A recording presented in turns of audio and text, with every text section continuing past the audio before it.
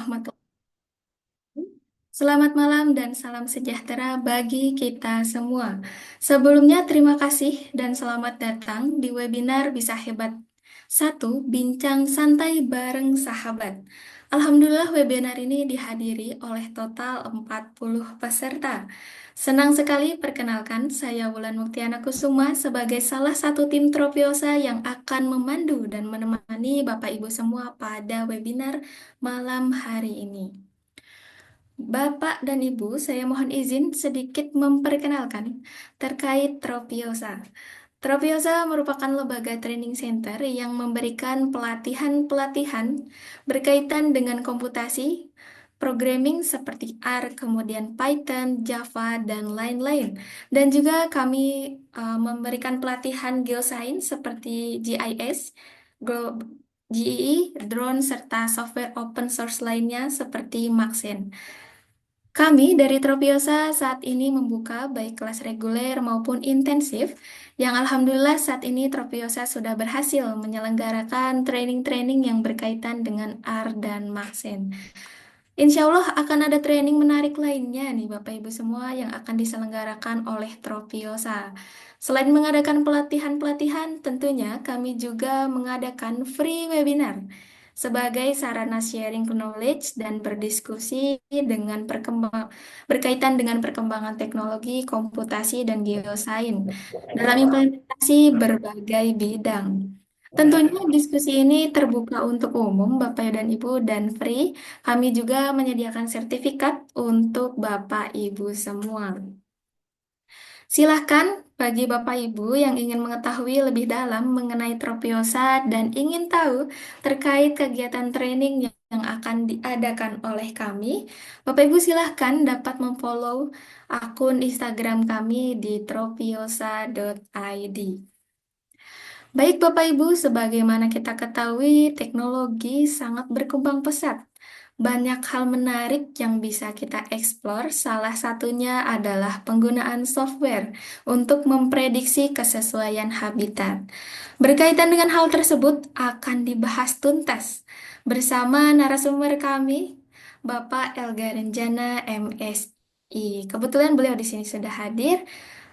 Beliau adalah seorang peneliti, Bapak Ibu, dengan banyak pengalaman di bidang konservasi tumbuhan selama lebih dari 7 tahun. Oleh karenanya banyak publikasi beliau yang berhasil tembus ke jurnal terindeks Scopus. Dan untuk kesempatan malam hari ini, topik yang akan disampaikan oleh beliau berjudul Assessing Potential Habitat Suitability of Parasitic Plant, a Case Study of Rafflesia arnoldi and its Host Plant. Bapak Ibu, riset tersebut telah dipublikasikan di jurnal Q1 di jurnal terindeks Scopus Q1, yaitu di sini namanya adalah Global Ecology and Conservation Journal, yang mana riset tersebut sangat menarik. Sangat menarik. Karena belum pernah dilakukan sebelumnya kaitannya dengan pemodelan Rafflesia dan inangnya sekaligus. Oleh karena itu, kepada Bapak Ibu silahkan mulai dari sekarang dapat menyiapkan pertanyaan-pertanyaan terbaiknya, yang mana nanti dapat diajukan di sesi diskusi. Sebelum ke pemateri utama nih Bapak Ibu semua, boleh mohon izin untuk berkenan membuka kameranya sebentar untuk sesi dokumentasi.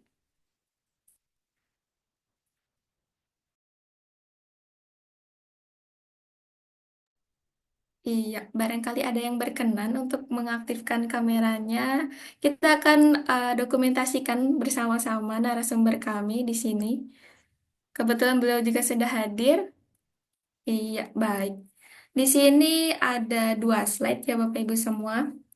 Mohon izin untuk ditahan sebentar senyum manisnya pada malam hari ini.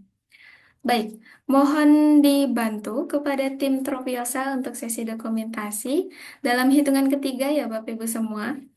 3, 2, 1. Baik, itu untuk slide pertama dan saya coba geser di sini slide kedua. Oke, baik. Iya, siap. Di sini saya akan ambil gambar dalam hitungan ketiga ya Bapak Ibu semua. 3, 2, 1. Iya, siap. Terima kasih kepada Bapak Ibu semua telah bersedia dan berkenan untuk mengaktifkan kameranya.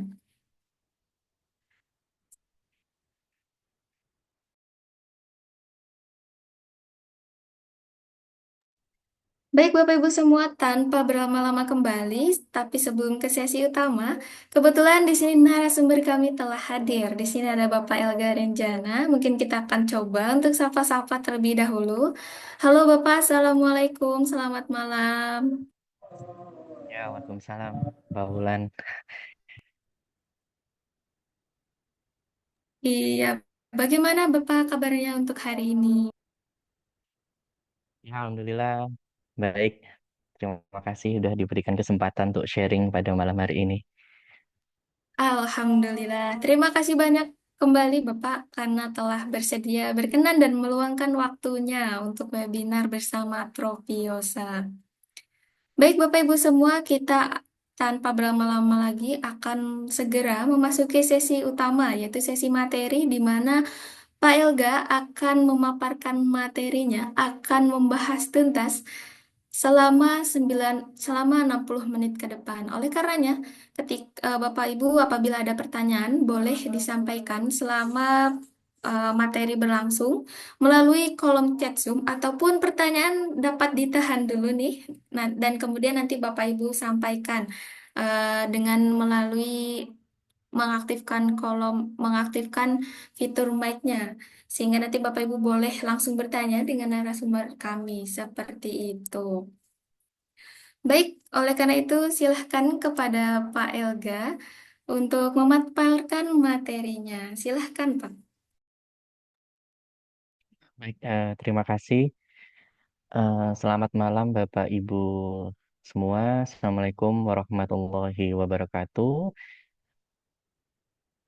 Terima kasih kembali pada tim Tropiosa yang pada malam hari ini memberikan kesempatan ya pada kami dari tim riset ya dari Rafflesia untuk memaparkan atau sharing pengalaman ya terkait penelitian kami yang dengan judul Assessing Potential Habitats Suitability of Parasitic Plant, a case study of Rafflesia arnoldii and its host plants. Jadi di sini adapun untuk apa namanya latar belakang ya dari penelitian ini untuk slide sudah apakah sudah muncul Mbak Wulan? Sudah Pak, aman. Oke, baik. Baik, di sini perkenalkan saya Elga Rinjana, salah satu dari tim riset yang terkait ini ya apa namanya tema pada malam hari ini. Saya mewakili dari tim. Saya dari Pusat Riset Botani Terapan dari Badan Riset dan Inovasi Nasional. Dan kebetulan pada malam hari ini saya akan berbagi pengalaman ya, sharing terkait pengalaman kami dalam menaksir atau memprediksi kesesuaian habitat dari spesies khususnya spesies terancam punah Indonesia. Dan pada kesempatan malam hari ini kami akan mempresentasikan hasil dari studi kami terkait Rafflesia arnoldii. Kita tahu bahwasanya Rafflesia itu merupakan tumbuhan obligate endocoloparasitic plant atau tumbuhan yang memang ini ya tumbuhan parasit yang dimana dia ini tersalah satu merupakan tumbuhan parasit yang memang ini ya sangat tergantung kepada induknya seperti atau inangnya kayak seperti itu. Di mana inang dari kelompok Rafflesia ini itu adalah kelompok dari tumbuhan dengan genus Tetrastigma, di mana untuk khususnya Rafflesia arnoldii dari beberapa hasil riset observasi lapangan dari rekan-rekan tim peneliti yang sudah di ini ya apa namanya melakukan penelitian lapangan observasi di mana dari genus Tetrastigma ini ada tiga jenis atau tiga spesies tumbuhan Tetrastigma yang diketahui itu merupakan houseplants atau tanaman inang dari Rafflesia arnoldi. Yaitu ada Tetrastigma cortesi, Tetrastigma leucostaphyllum, dan juga Tetrastigma pedunculare. Di mana untuk apa namanya studi kami ini berfokus pada jenis Rafflesia arnoldi, di mana ini difokuskan pada ini apa namanya Pulau Sumatera, di mana kita tahu bahwasanya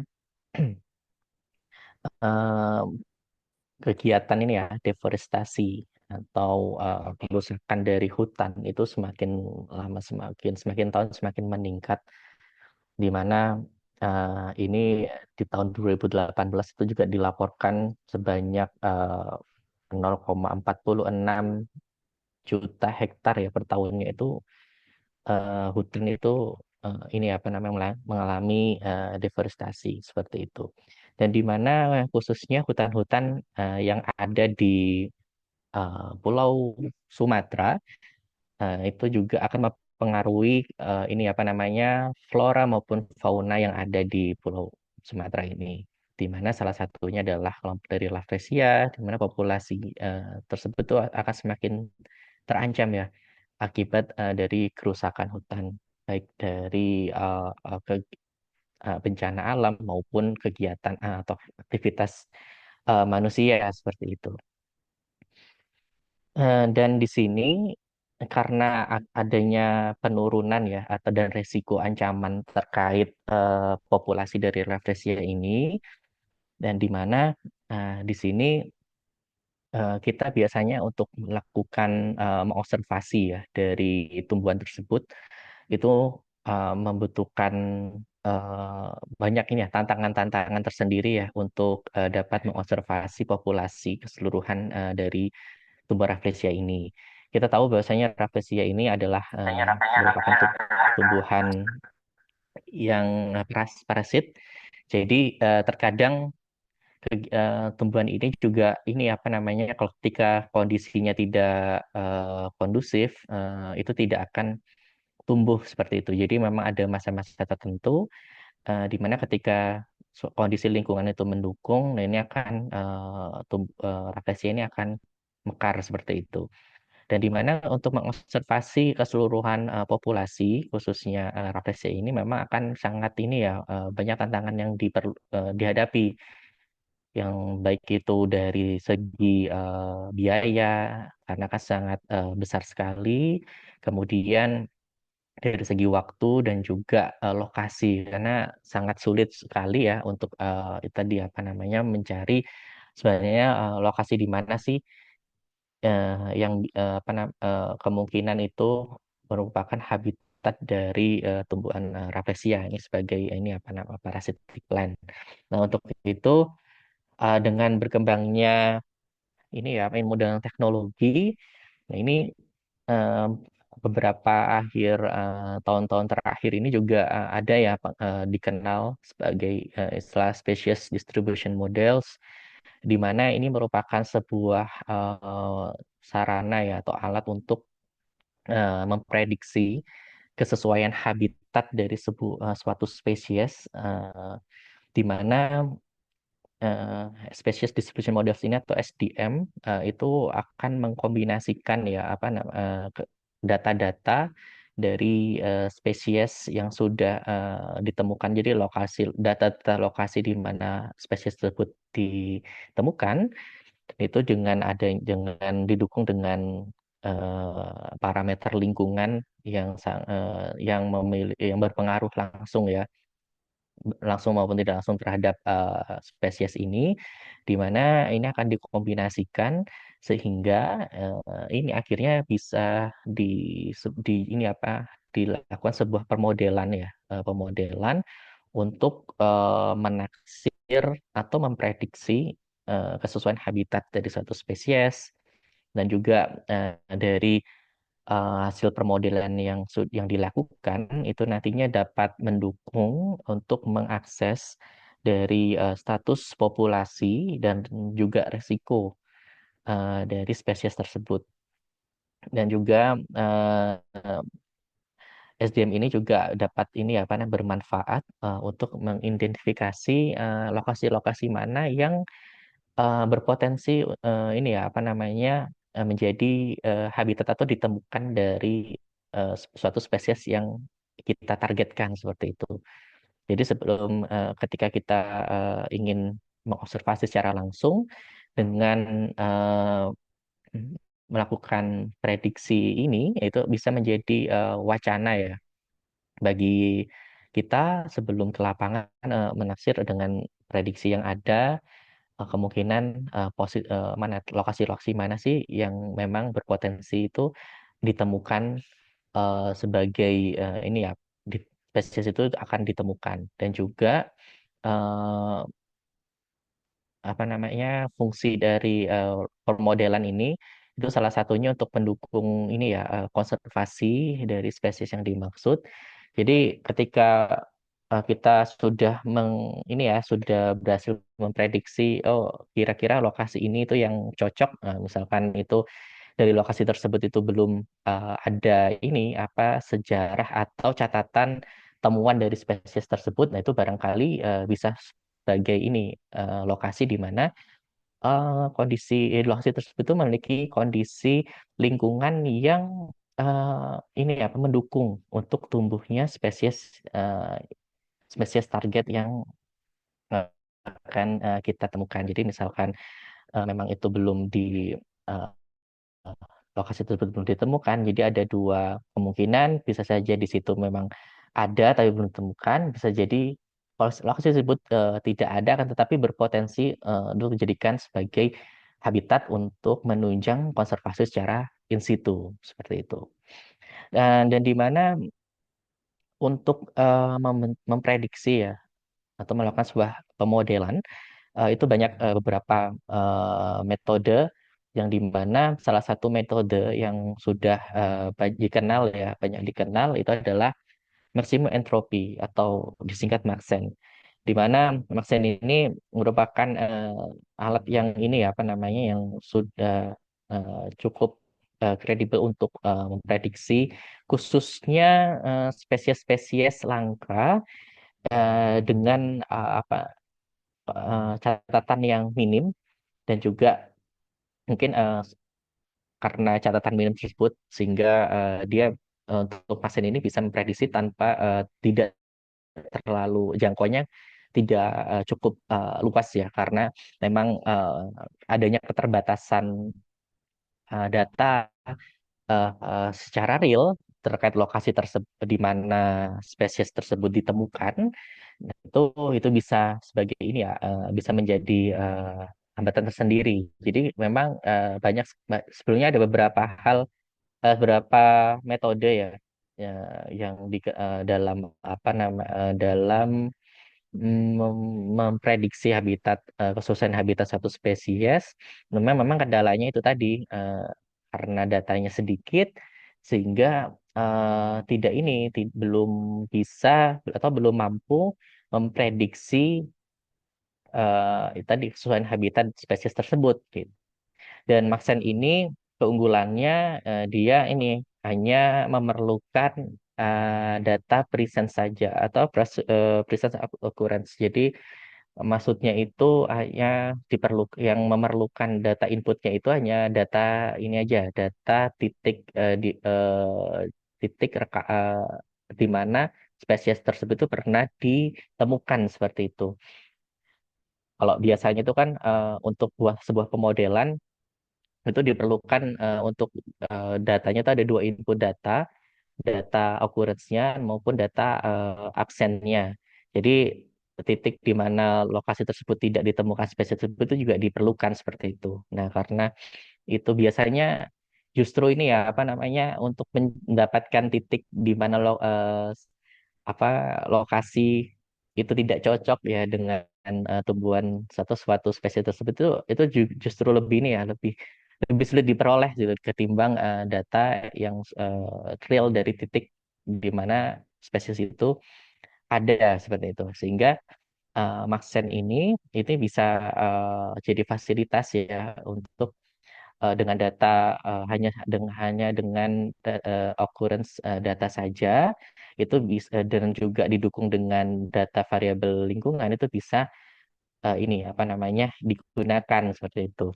Dan banyak beberapa penelitian-penelitian yang sebelumnya sudah dilakukan untuk menggunakan mesin ini yang di mana memang mesin ini bisa ini ya apa namanya memprediksi kesesuaian habitat satu spesies yang spesies tersebut itu memang langka ya atau catatan temuannya itu terbatas. Sehingga untuk itu adapun tujuan ya dari studi kami yaitu pertama untuk memprediksi habitat yang paling cocok ya terhadap Rafflesia arnoldi ya dengan yang dimana nantinya ini juga akan kami apa namanya untuk mempertimbangkan terkait potensi habitat dari tanaman inangnya karena memang Rafflesia ini akan ini sangat tergantung sekali dengan inangnya seperti itu. Nah, kemudian yang kedua adalah untuk mengidentifikasi area ini apa namanya area-area konservasi atau protected area, area yang memang dilindungi, khususnya di Pulau Sumatera yang memiliki ini apa namanya tingkat kesesuaian habitat tinggi terhadap Rafflesia arnoldi seperti itu. Sehingga nantinya dari studi ini tuh diharapkan kita bisa mengetahui kita akan memprediksi lokasi-lokasi mana sih yang memang ini sebagai ini ya lokasi prioritas untuk mengkonservasi secara in situ dari Rafflesia arnoldi ini. Nah, ini untuk metodenya. Jadi sebelum kita melakukan prediksi ada beberapa data yang harus disiapkan. Yang untuk data input yang pertama yaitu ini occurrence record atau data temuan atau rekaman dari titik lokasi di mana spesies target yang akan kita modelingkan seperti itu. Ini bisa kita dapatkan dari beberapa sumber ya. Biasanya bisa dari hasil eksplorasi, dengan kita langsung ke lapangan itu data bisa kita pakai, kemudian kita bisa lengkapi dengan data-data tumbuhan yang ada baik itu di herbarium ataupun di literatur seperti itu dan juga laporan-laporan terkait yang dimana data-data tersebut itu menunjukkan bahwasanya spesies yang akan kita modelkan itu lokasinya di situ gitu. Jadi diusahakan ada ini ya kita temukan kita collecting ini apa data titik koordinatnya. Nah, kemudian ada beberapa juga data-data online ya, database online yang bisa kita eh, koleksi datanya. Itu salah satunya itu dari ini ya di GBIF. Nah, itu bisa kita bisa apa namanya bisa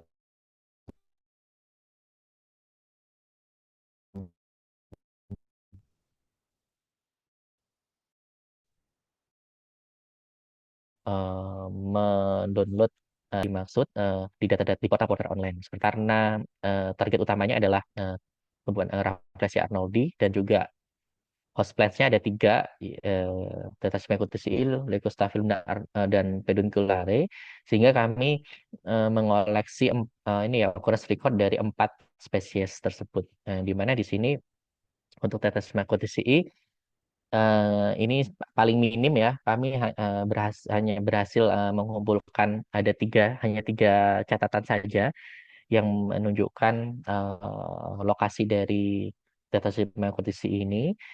Kemudian untuk Taxana Leucostaphylum kami memperoleh ada 19 appearance record. Untuk Rafflesia arnoldi ada 28 dan sedangkan Tetrasema pedunculare ada sekitar 24 seperti itu.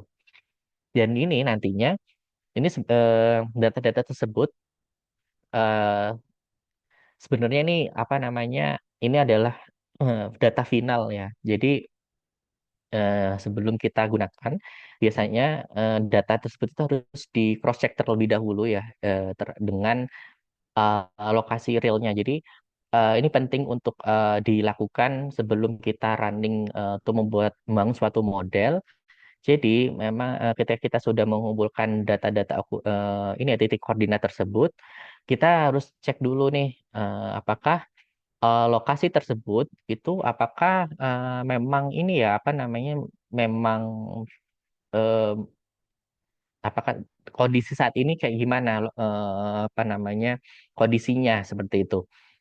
Ini misalkan apakah misalkan oh ini catatannya kan kadang catatannya itu sudah lampau ya. Bisa tahun 1980-an atau 70-an atau malah lebih lama dari itu misalkan kita dapat data dari herbarium seperti itu.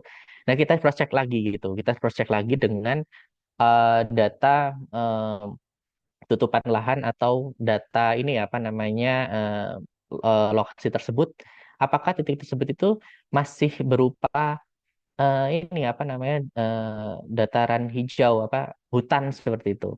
Apakah sudah menjadi pemukiman ataukah bisa sudah menjadi tambak seperti itu dan sebagainya. Nah, ketika itu apa namanya akan menjadi ini dapat lokasi tersebut, oh saat ini sudah berubah ya, beralih fungsi lahan gitu, sudah menjadi pemukiman. Nah, titik tersebut itu kita sebaiknya tidak kita eliminasi gitu.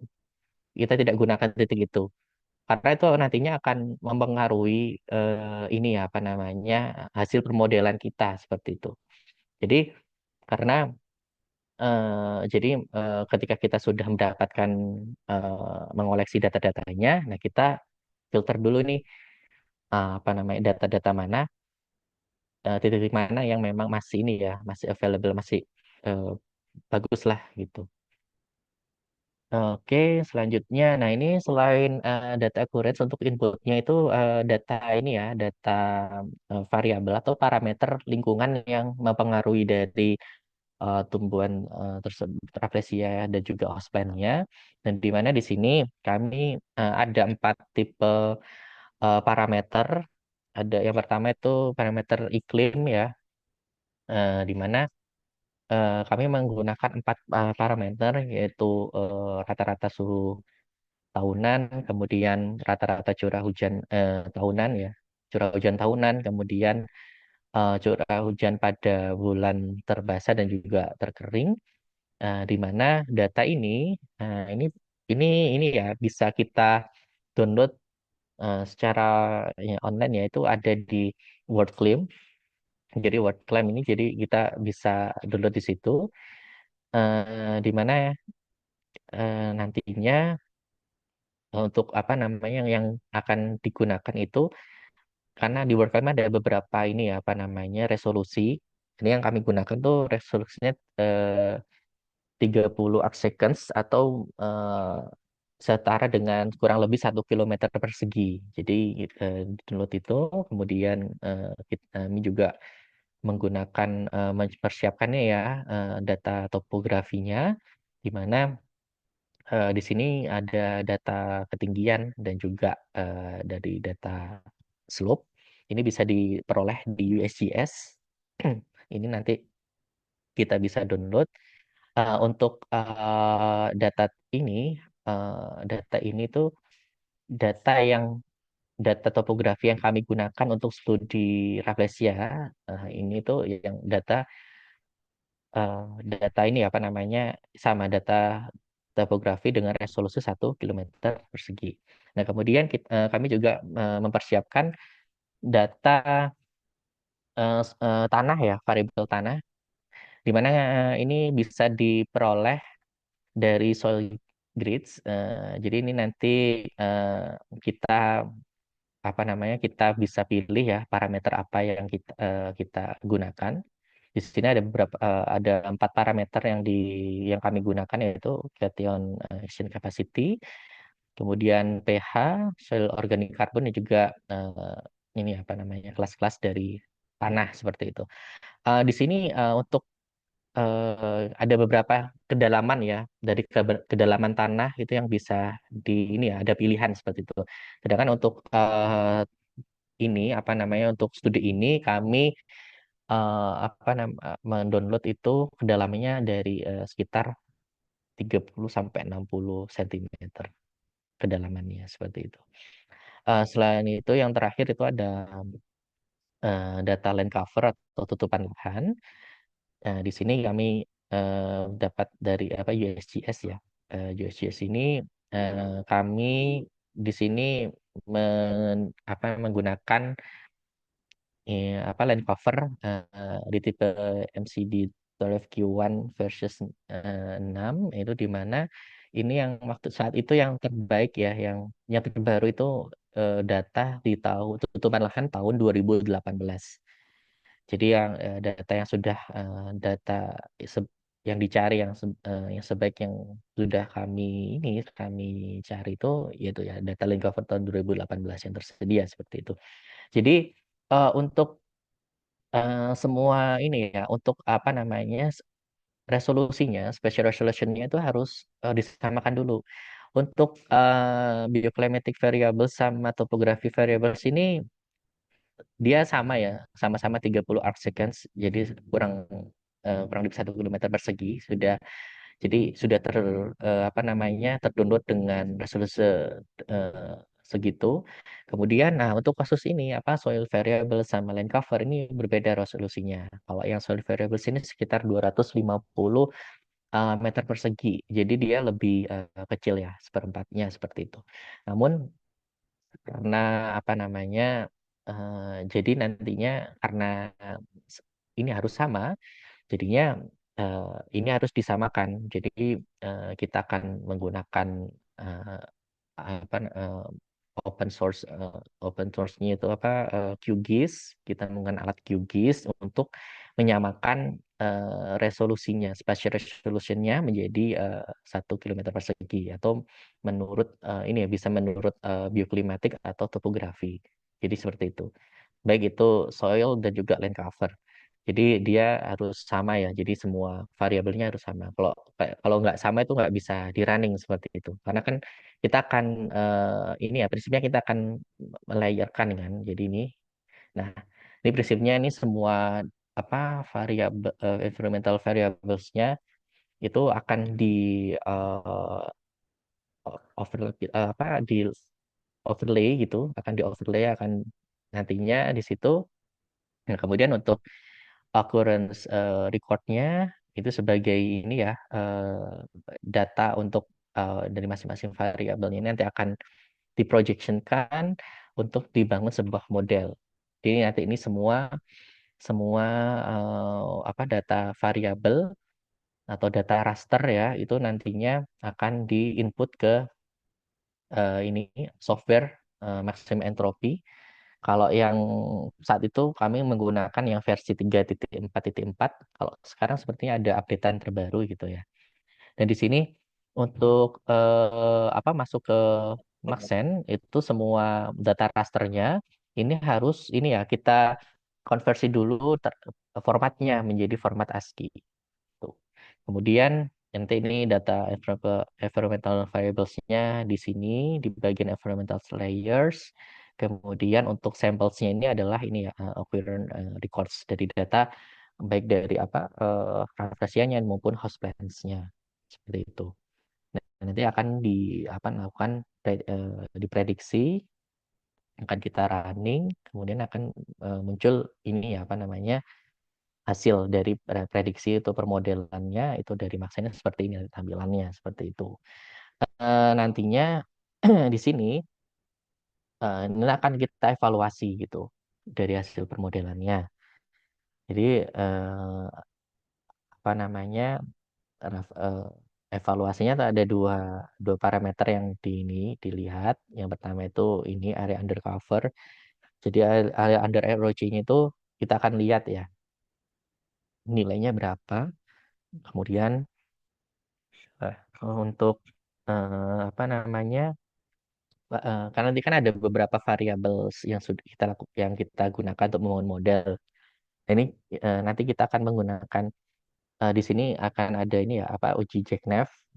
Kita bisa menggunakan uji jackknife ini untuk melihat eh, parameter atau variabel mana yang itu memiliki ini apa namanya peranan penting dalam pembuatan modelnya seperti itu.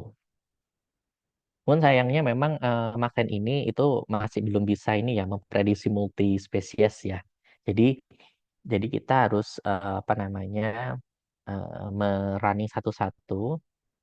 Jadi akan di nanti yang Rafflesia dulu, kemudian yang host plan-nya kan ada tiga itu masing-masing. Nanti baru kita akan memperoleh ada empat model gitu. Jadi empat model Maxen ini masing-masing kan memiliki ini ya apa namanya nilai yang ber- berbeda-beda gitu kan. Per modelnya kan beda-beda kan. Seperti itu. Nah, untuk apa namanya mengetahui ya, untuk mengetahui lokasi mana sih yang akan kita prioritaskan. Nah, kita akan melakukan intersection. Jadi kita overlap. Jadi masing-masing semua ini ya apa namanya, baik itu model yang Raffles model pemodelan dari Rafael Arnoldi dan juga masing di intersect nih masing-masing di host plan-nya gitu. Jadi misalkan Rafflesia Arnoldi dengan Curtis CE gitu kita akan overlap atau kita iriskan ya. Nah, bagian yang beririsan itu akan itu yang akan kita ini apa namanya akan kita ambil dan kita hitung luasannya, luas areanya itu berapa dan itu lokasinya di mana. Itu ya sebagai apa namanya yang prioritas ya. Dan ini lokasi yang beririsan dan juga dengan apa namanya kriteria dengan potensinya itu yang paling tinggi dan di mana nanti potensial habitat groups-nya atau kelas-kelas ini apa namanya kesesuaian habitat itu kita bisa ini apa kita bisa bagi-bagi gitu karena setiap hasilnya ya kan ini hasil dari permodel itu berupa ini ya berupa grid ya atau pixel atau kotak-kotak atau seperti ubin itu kalau kita perbesar itu dia seperti ini seperti ada susunan ubin-ubin gitu kan nah itu akan ada banyak berbagai macam warna di mana nanti warna itu ini apa namanya mempengaruhi dari nilainya ya nilai dari area undercovernya itu dari ada AOC-nya di mana kita yang akan kita ambil itu lokasi-lokasi itu yang apa nilainya itu mendekati satu di mana nanti kan nilai undercover itu dari 0 sampai 1 ya jadi kalau misalkan semakin tinggi mendekati satu nilainya itu berarti lokasi tersebut tuh kesesuaian habitatnya yang paling tinggi seperti itu dan ini ada empat kelas yang kita kelaskan dari kesesuaian habitatnya itu ada unsuitable di mana itu dengan nilai kurang dari 0,1 kemudian low potensial 0,11 sampai 0,3 moderate potensial 0,31 sampai 0,7 dan high potensial atau lebih dari 0,7 jadi kita ambil yang lebih dari 0,71 sampai seterusnya di atas itu kita kategorikan sebagai lokasi dengan high potensial seperti itu. Oke, ini dari hasil running dari Maxen kami. Jadi ada empat model ya dari Rafflesia Arnold di Tasmania Curtis CE, Leucostaphylum dan Pedunculare di mana ini untuk AUC-nya ini memiliki ini apa namanya nilai yang beragam gitu tergantung dari inputnya. Input di sini itu adalah ini apa occurrence recordnya itu dan juga environmental layersnya tadi. Jadi titik itu akan menentukan apa namanya nilai-nilai dari masing-masing variabel yang akan diolah untuk dijadikan sebuah model. Nah di sini nilai dari AUC ini akan ini apa namanya kalau kita lihat kan nilainya kan dari 0 sampai 1. Jadi kalau nilainya 0,9 sampai 1 itu dia kategori modelnya excellent, 0,8 sampai 9, 0,9 itu good, 0,7 sampai 0,8 itu fair, 0,6 sampai 0,7 itu poor, dan di bawah itu fail. Jadi memang thresholdnya itu ini ya di 0,7 ke bawah itu memang ini ya apa namanya kita eh, tidak menyarankan itu apa ya model yang dihasilkan tuh masih prediksinya tuh ini ya apa namanya masih kurang gitu. Jadi kurang baik seperti itu. Nah, di sini Untuk apa rafflesia, kurtisi itu kan 0,8 nih ke atas, yaitu berarti masuknya good. Nah, sedangkan untuk ini apa namanya Leucostaphylum dan juga Pedunculare dia ini 0,7 ke atas. Nah, ini dia ini apa namanya meskipun nilainya itu dia di antara tersebut itu masih bisa diterima seperti itu. Jadi dari hasil model itu masih bisa diterima seperti itu. Sehingga dari permodelan ini kita bisa lanjutkan ke step berikutnya yaitu untuk melakukan ini apa namanya intersection tadi. Nah, di sini kan ini ya banyak warna-warna ya, warna-warni dari warna biru sampai warna merah paling tertinggi itu. Jadi nilainya itu kalau semakin biru itu semakin rendah, sedangkan semakin tinggi, semakin merah warnanya itu berarti lokasi betul kayak di suitable semakin tinggi seperti itu. Di mana kita nanti bisa lihat ya kalau yang di untuk rafflesia ini yang paling kemungkinan itu dia memang ada di daerah sini ya, rata-rata ya, di daerah Bukit Barisan.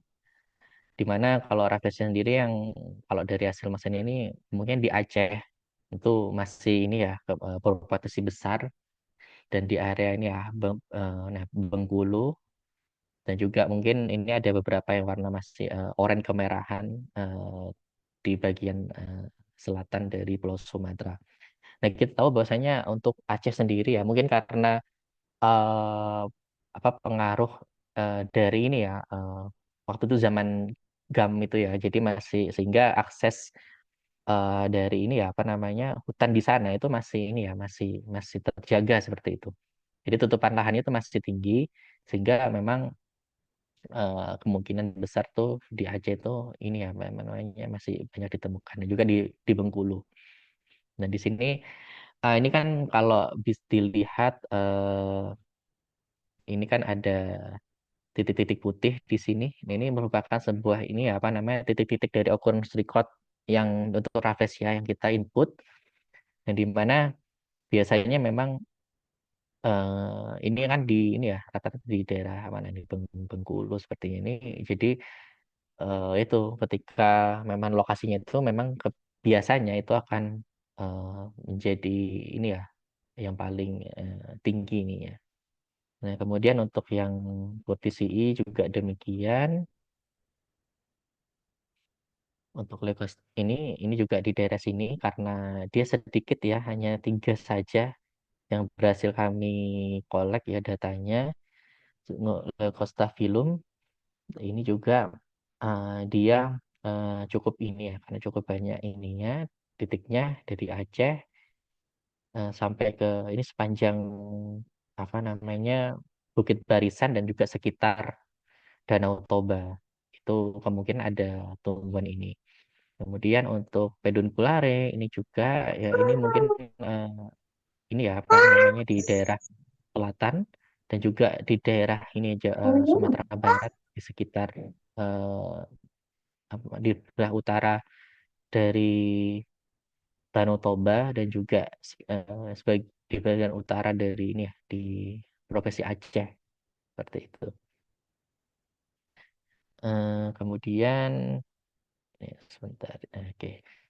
Nah ini nanti dari masing-masing ini ini kan kami ini ya, kami of intersection. Jadi kita apa namanya kita iriskan. Jadi nanti akhirnya akan ini apa namanya akan eh, dapat ini ya apa area yang memang saling beririsan antara eh, inang atau host plant dan juga parasitic plant-nya atau rafflesianya seperti itu. Dan di mana nantinya kita ini ya apa namanya dapatkan ternyata di sini dari hasil ini ya luasan area yang ini ya yang paling besar itu adalah kalau sendiri-sendiri itu individu-individunya itu yang paling besar itu adalah ini ya Tetrasigma leucostaphylum. Dia untuk Pulau Sumatera sendiri itu kalau dari prediksinya itu ini ya apa namanya habitat terbesar itu di- oleh ini ada Tetraspermata filum. Kemudian yang selanjutnya itu ada ini untuk hostnya itu ada pedunculare, kemudian Curtisii gitu. Nah, kemudian untuk yang Rafflesia itu ada sekitar ini ya, eh, apa ini 3 juta gitu hektar ya dari keseluruhan ini. Kemudian untuk hasil irisannya bisa dilihat di sini. Nah, ini yang memang ini ya Kurtisi itu hanya sebagian kecil hasil irisannya, yang paling besar itu ini ya Lipostafil. Jadi dia ngikut dengan apa host plan-nya. Semakin host plan-nya itu banyak ininya, ya kemungkinan peluang untuk ditemukan ini sebagai kesesuaian untuk habitat Rafflesia arnoldini itu juga semakin besar seperti itu. Oke.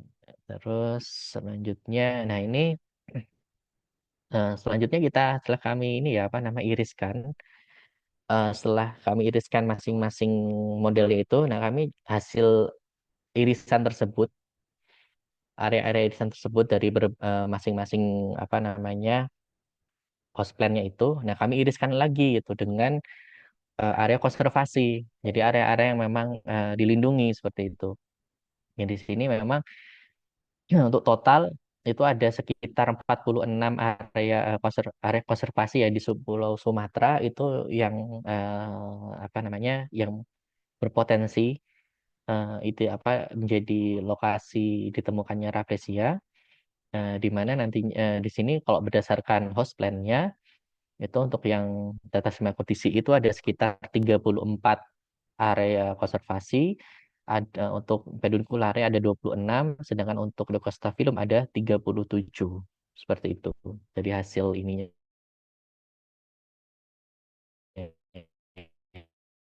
ya, apa nama irisannya. Dan untuk luar, oh ternyata dari sebagian irisan itu ada yang di dalam area konservasi dan juga ada yang di luar. Untuk yang fokus utama kami itu adalah yang di dalam area konservasi. Untuk yang irisan Raffle Arnoldi dengan Dr. Smakutisi itu ada sekitar 86.200-an hektar. Kemudian untuk yang pedunculare itu 200-an ribu hektar, dan juga eh, untuk yang Leucostaphylum ada 565 hektar seperti itu. Eh, Ya 565 ribuan hektar gitu. Jadi ini apa namanya dapat dilihat di sini. Kalau yang memang paling konsentrasinya itu ada di ini ya, di daerah Bengkulu, di daerah Aceh. Nah, sedangkan kalau yang di luar area, nah itu ada di sini, apa namanya, ya di sepanjang Bukit Barisan ya, mulai dari Lampung hingga ke Aceh, seperti itu. Sedangkan yang di sisi ini, sisi apa ya, utara ya, utara dari Pulau Sumatera itu tidak ini menariknya ini nggak ini ya, nggak suitable ya gitu. Nah ini kenapa gitu ya? Nanti kita jelaskan. Oke, nah ini untuk model dari Rafflesia sendiri, yaitu untuk dalam pembuatan modeling ini untuk yang Rafflesia Arnold ini ternyata untuk model dari Rafflesia itu ada ini ya apa namanya tiga, ya kami ambil tiga parameter ya atau prediktor yang paling berperan ya dalam ini dalam pembuatan model Rafflesia. Itu ada Bio1 itu ini apa annual mean temperature, jadi rata-rata suhu tahunan, kemudian ada ketinggian, dan juga ada slope atau kemiringan ya, atau kemiringan seperti itu. Nah, di mana untuk temperatur sendiri untuk dari hasil observasi dan juga literatur, Rafflesia ini hidup di habitatnya itu hidup pada rentang suhu sekitar 25 sampai 29 derajat Celcius, dan di ini ya apa namanya kemiringan yang sedang ya, sekitar 30 sampai 45% ya, apa kemiringan lahannya seperti itu. Jadi di sini juga biasanya apa namanya ini akan adanya kemiringan lahan itu juga berpengaruh terhadap akibat ini ya apa namanya aliran air seperti itu. Jadi itu yang apa namanya yang hasil pengaruhnya itu tadi. Dan kemudian biasanya juga kemiringan lahan ya atau slope ini juga eh, merupakan apa namanya variabel yang justru membatasi ya sebuah eh, habitat dari sebuah suatu individu atau suatu spesies gitu. Dan kemudian untuk selanjutnya dari ketinggian ya, berdasarkan ketinggian rata-rata dia ini apa namanya ada ditemukannya itu datarannya itu dataran bukan dataran rendah. Dari hasil prediksinya itu memang rata-rata di dataran rendah. Nah, di mana ini juga kalau dari hasil observasi yang sebelumnya itu memang pernah ditemukan di apa, dataran 35 sampai 600 meter di bawah permukaan di atas permukaan air laut seperti itu. Kemudian ada yang sampai sekitar 1.200-an dan juga sampai 400 sampai 500-an seperti itu. Ini untuk model Rafflesia-nya, nah, untuk evaluasi model host plants-nya. Jadi ini macam-macam ya hasilnya. Kalau yang dari apa yang kondisi itu ada rata-rata temperatur tahunan, tapi yang paling tinggi itu SOC, soil organic carbon. Kalau yang Leucastaphyllum ini yang paling tinggi itu ini ya tanah ya soil class dan juga untuk peduncular itu juga soil class. Jadi eh, kebanyakan untuk rata-rata ya yang paling eh, prediktor paling penting ya untuk yang mempengaruhi dari permodelan tersebut itu untuk host plan itu adalah data tanah. Di mana memang biasanya host plan atau tata sigma ini kan ini ya apa namanya ditemukannya kan di hutan-hutan primer, sekunder, dan juga dataran rendah hutan-hutan Dipterocarpus. Sehingga dia kok kan sangat ini ya kanopinya sangat lebat, tutupan kaminya tinggi, sehingga itulah kenapa apa namanya proses pertukaran karbon itu sangat tinggi sehingga soil organik karbonnya itu juga tinggi meningkat seperti itu. Jadi relevans.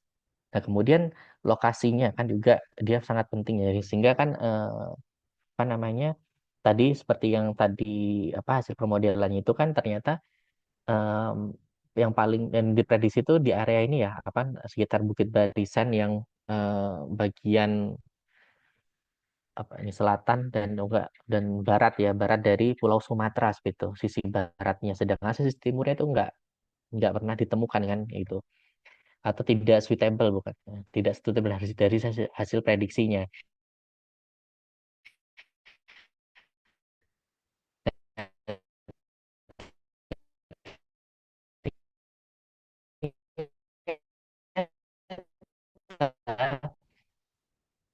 Ini itu juga ada pengaruhnya dari kondisi. Nah ini kalau berdasarkan data ini apa namanya klasifikasi. Nah, ini ternyata di area barat, area utaranya ini dia ini apa kondisi tanahnya jenisnya itu histosols gitu. Jadi dia kondisi tanah ini memang itu tidak ini ya, tidak viable, tidak sesuai ya gitu. Tidak suitable untuk host plant maupun rafflesianya seperti itu. Jadi karena eh, apa namanya dia masuk ini ya lebih ke agak eh, kayak seperti jenis gambut seperti histosos itu seperti itu. Jadi memang ada hasil permodelannya itu kalau dilihat dari ini apa klasifikasi dari soilnya itu tadi seperti itu gitu ya.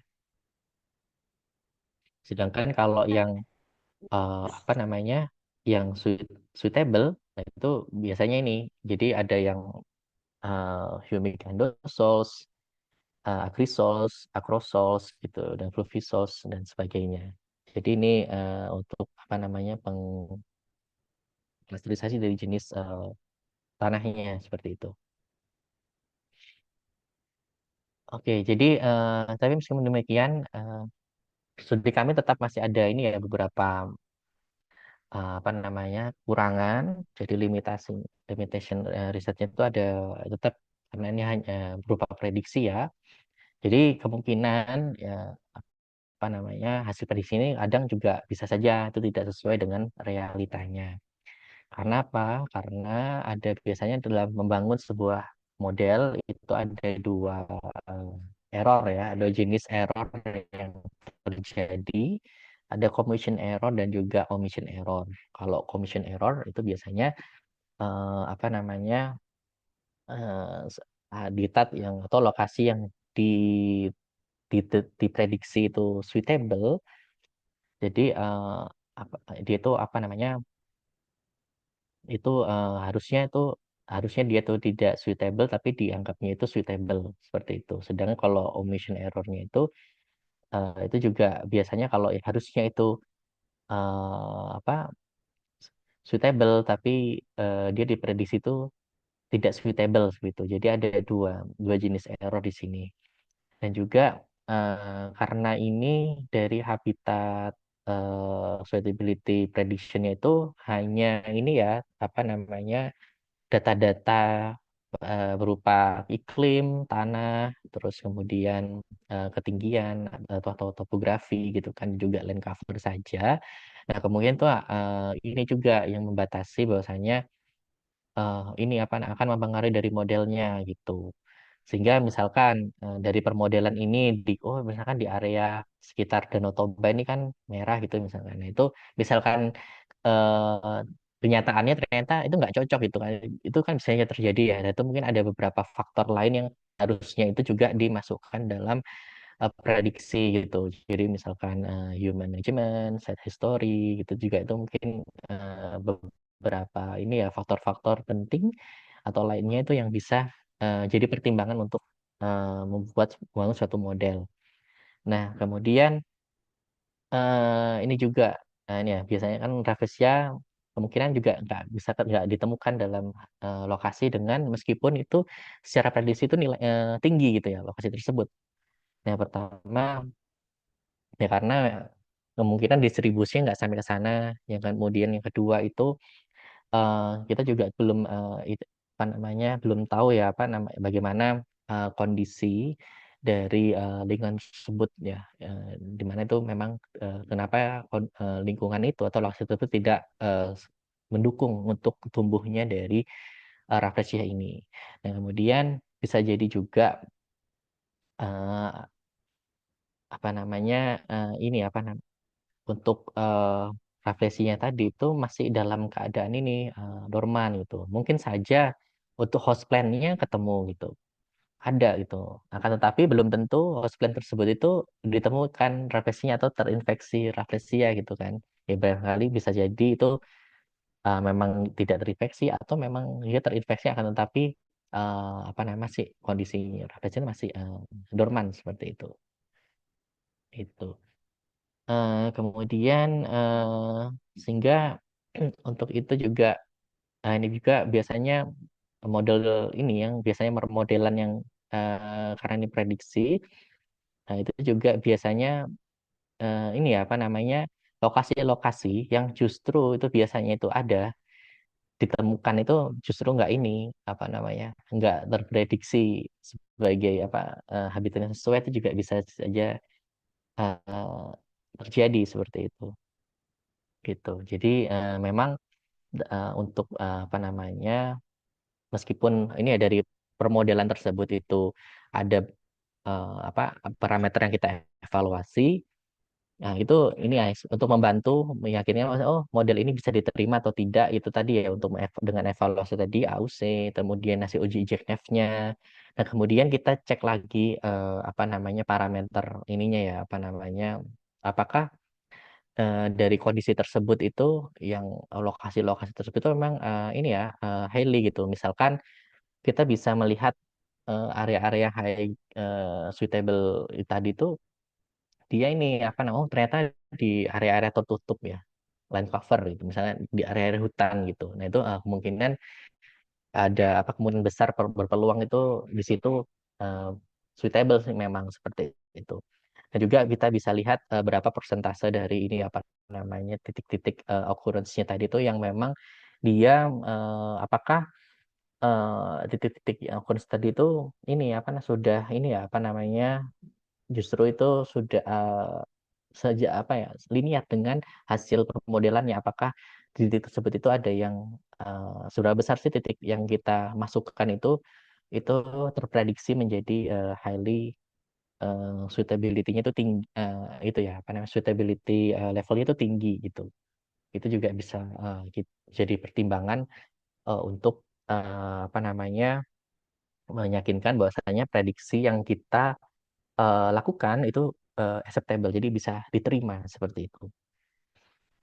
Oke, jadi dari sini, jadi memang ini saat itu memang penelitian ini merupakan penelitian yang pertama terkait prediksi ya parasitic plant khususnya Rafflesia terhadap yang kita mempertimbangkan dengan dari lokasi kesesuaian habitat dari host plant-nya juga. Sehingga dari hasil ini bisa bisa menjadi ini apa namanya acuan juga ya untuk dapat dilakukan untuk ini apa namanya memprediksi habitat kesesuaian habitat untuk jenis-jenis Rafflesia lainnya. Karena kita banyak sekali ya di dunia ini khususnya di Indonesia juga banyak jenis-jenis Rafflesia lain itu yang mungkin itu bisa ini ya juga dilakukan prediksi jadi berpeluang untuk studi lanjutan untuk melakukan ini tadi studi prediksi kesesuaian habitat untuk jenis-jenis Rafflesia seperti itu. Eh, untuk lebih detailnya nanti mungkin bisa silakan ini ya bisa membaca artikel kami yang dipublikasi di jurnal Global Ecology and Conservation. Ini nanti uh, insya Allah ini open access, jadi nanti bisa langsung di-download ya, misalkan di sini. Dan ini tim dari riset ini, studi ini, yang dimana riset ini ini ya, ada 3 supervisor ya dalam melakukan apa namanya studi ini ada Bapak Angga Yuda Putra, ada Bapak Wendel, dan juga ada Bapak Joko Ridho Witono seperti itu. Baik, demikian eh, yang bisa saya sampaikan. Terima kasih atas perhatiannya. Wassalamualaikum warahmatullahi wabarakatuh. Waalaikumsalam warahmatullahi wabarakatuh. Wow, sangat menarik dan informatif sekali ya Bapak Ibu semua dan rekan-rekan pemaparan dari narasumber kita, yaitu Pak Elga. Terima kasih atas sharing ilmu dan pengalamannya nih Pak. Baik Bapak Ibu yang kami hormati, sekarang saatnya kita masuk ke sesi ketiga, yaitu sesi tanya jawab. Oleh karenanya, saya berikan kesempatan 3 orang terlebih dahulu. Silahkan yang ingin bertanya dapat langsung mengaktifkan fitur mic-nya dan kemudian menyebutkan pertanyaannya. Izin nanya, Mbak. Iya, silahkan Pak. eh ini izin Mas Elga. Ya, saya makin sejak diajarin Mbak Ulan, saya jadi tertarik dengan Maxen ini. Walaupun belum bisa mengoperasikannya 100%. Tapi intinya memang prinsip kerjanya saya sudah mulailah pahami. Ya, selama ini yang disampaikan itu adalah single species ya untuk penilaian pemodelan. Saya melihat kok sebetulnya bisa ya untuk tidak pada tingkat spesies, tapi juga pada tingkat komunitas. Jadi bisa digunakan barangkali untuk memprediksi di mana persebaran sebuah komunitas atau ekosistem. satu contoh misalnya, ini saya sekaligus bertanya juga deh. Ini misalnya ada satu komunitas, katakanlah dulu kalau pernah dengar Dacrycarpus imbricatus. Nah, ini eh, saya menemukan di beberapa daerah itu terutama di Pulau Jawa dan di Sumatera itu dia sifatnya tersebar, acak, Dacrycarpus ini. Tapi yang saya temukan di Bali itu dia mengelompok. Nah, agak beda dia. Terus kemudian saya temukan juga di Kalimantan Barat. Dia agak mengelompok. Nah, seandainya kita modelkan dengan mengambil tempat yang di Bali itu sebagai titik, ibaratnya sebagai kawasan yang mau kemudian kita himpun analisis menggunakan Maxent, kemudian dengan berbagai faktor tadi, input data dari existingnya seperti apa, data primernya, kemudian data lingkungan, iklim, tanah, topo, dan lain-lain. Apakah itu bisa dimodelkan? Di mana saja sih dia terdapat peluangnya? Saya rasa kalau selama ini dimodelkan itu pada tingkat jenis. Nah, ini maksud saya pada tingkat komunitas. Ada contoh lain lagi, misalnya tipe hutan kering hutan kering gugur, gugur daun. Sebetulnya kita tahunya hanya di Nusa Tenggara, di kawasan situ. Tapi kalau kita modelkan itu seluruh Indonesia, misalnya, jangan-jangan ada di tempat lain. Karena faktanya, saya juga menemukan di daerah Sulawesi, tapi dia tidak luas gitu loh. Dan kita tahu ada juga di Baluran seperti itu. Jadi mungkin pada level komunitas, mungkin dia bisa dimodelkan. Apakah benar demikian? Ya, itu. Selain yang di chatroom yang saya sampaikan pertanyaan. Makasih. Iya, baik. Terima kasih kepada Pak Mustahid Siregar di sini untuk pertanyaannya. Bagaimana Pak? Apakah untuk langsung ditanggapi atau ditampung terlebih dahulu? Ya, mungkin bisa langsung ditanggapi. Baik, terima kasih Pak Mustahid atas pertanyaannya. Jadi mungkin yang pertama untuk yang di chat dulu ya, apakah ada ini dari hasil permodelan tadi itu apakah ada memang yang pernah hasil laporan ya yang ditemukan dari apa lokasi dengan suitable level yang tinggi seperti itu. Kalau yang eh, ini kalau misalkan dari apa ya, kalau dari kami sendiri itu memang masih belum apa namanya langsung melakukan observasi secara langsung dari hasil permodelnya itu. Cuma kalau sejauh ini ya apa namanya informasi dari waktu ini ya saat naskah ini dilakukan studi ini dilakukan itu memang sempat ada ini apa namanya informasi eh, Rafflesia Arnold itu Mekar ya di waktu itu. Cuma memang lokasinya itu sepertinya masih sama ya di daerah di Bengkulu waktu itu.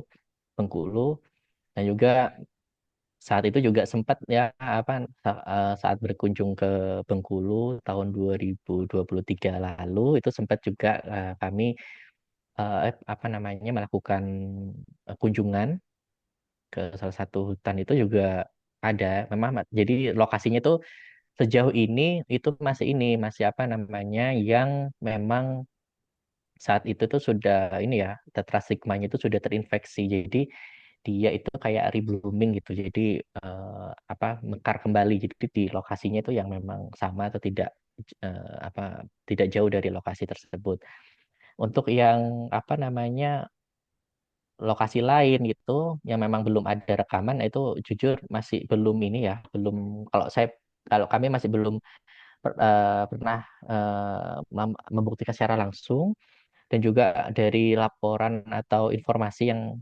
sejauh ini ya, yang sudah cepat saya pribadi ini apa namanya cari, itu juga masih belum ini ya, belum ada. Mungkin itu sebagai ini ya, apa namanya itu tadi ya, apa namanya peluang ya untuk kita mengobservasi secara langsung untuk riset lanjutan. Cuma memang kalau pengalaman ya, pengalaman Mungkin untuk jenis dari lain, hasil. Mas Elga. Mungkin Oh kasus lain, iya, jenis tidak harus apa. Jadi saya ingin sejauh mana sih keakuratan Maxen ini dalam oh iya, memodelkan itu. Mungkin ada kasus iya. lain. Jenis Oh lain. iya, Pak, kasus lain tuh ada. Jadi ini kebetulan ini apa hasil studi dari mahasiswa saya sendiri. Jadi dia itu ini jenisnya di jenis kantong semar ya, Nepenthes. Tapi ini Nepenthesnya ada di Jawa. Jadi dia itu meneliti salah satu jenis kantong semar yang ada di Jawa. Dia melakukan maksen. Ternyata ini apa namanya ada hasil maksen tersebut itu ini apa namanya suitable di salah satu taman nasional ya, yang itu memang belum ada rekamannya sama ini. Nah, kemarin itu sempat tahun lalu itu sempat ke lapangan dianya dan dicek memang ada gitu. Jadi memang dari apa namanya untuk pengalaman sendiri dari hasil permodelan dan juga langsung ke lapangan secara langsung itu ada di jenis lain yaitu di Nepenthes Pak gitu. Itu kemarin sempat apa namanya melakukan riset secara langsung dari hasil permodelannya seperti itu.